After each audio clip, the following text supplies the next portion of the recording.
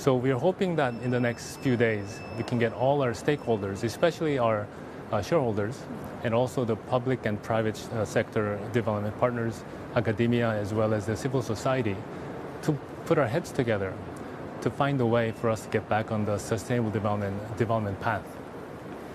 Let's talk about the backdrop and, of course, the host country of South Korea. ADB recently announced that it's actually building a partnership with South Korea to build a climate technology hub in Seoul. I wonder what that technology would entail. Does it sort of go beyond the EV batteries that this country makes a lot of? So Korea is one of the founding members of ADB, and it's in a very unique place because over just one generation, Korea went from being one of the poorest countries to one of the biggest economies in the region, and not in the world.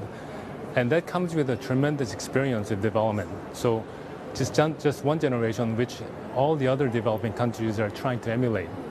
So the idea of this climate tech knowledge hub is to capture the development experience from this country, especially using the new technology issues, so that we can transfer to our developing countries so that other countries can do a similar kind of quantum leap to prosperity and sustainability. So this knowledge hub will be a very important instrument for us to tap the knowledge of Korea and its experience to be disseminated to the region, if not in around the world as well.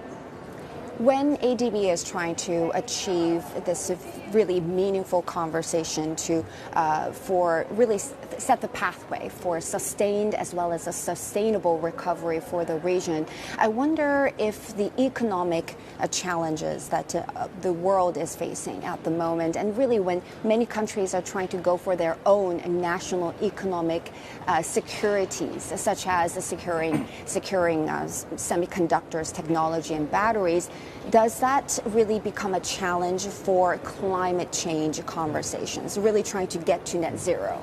You see, ADB was set up 50 years ago to help eradicate poverty through economic development.